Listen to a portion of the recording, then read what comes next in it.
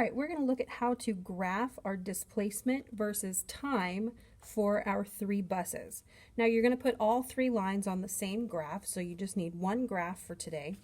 And what I want you to do is either draw it directly on page 10 in your journal, or take a piece of graph paper if you have it, or separate notebook paper, and cut a piece that will fit on your journal page. I'm going to do mine on a separate piece of graph paper, so I'm going to get my journal out of the way a little bit. The first thing that you want to do is to figure out how far does your time axis need to go.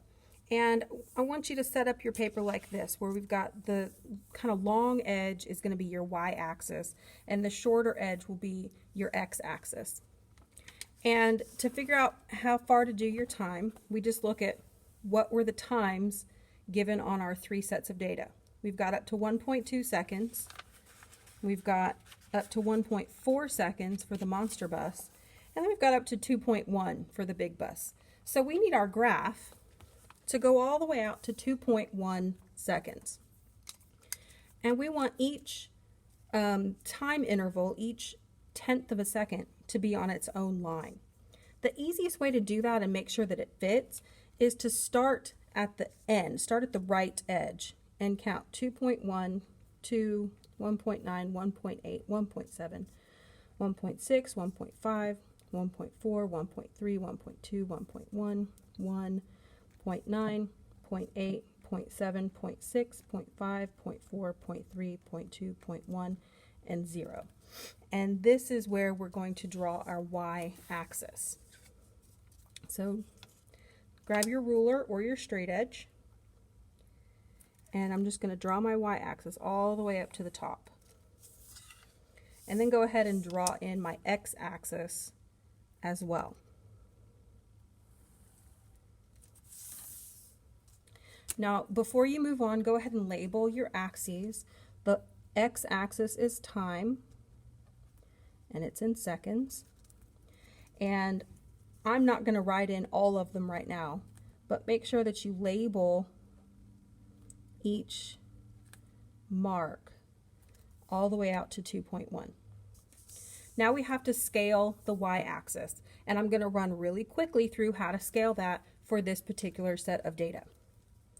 The first thing you need to do is find out how many lines you have available for marking on. So we're just going to count 1, 2, 3, 4, 5, 6, 7, 8, 9, 10, 11, 12, 13, 14, 15, 16, 17, 18, 19, 20, 21, 22, 23, 24, 25, 26. I have 26 available. You might have something different. The next thing I need to do is to figure out how far does that axis need to go in terms of position. So I'm going to come back to my data sets. And keep in mind that my data is not going to be the same as yours. So you can't use my numbers. You have to use the information from your own journal. And what I'm going to do is look at all 3 of those data sets.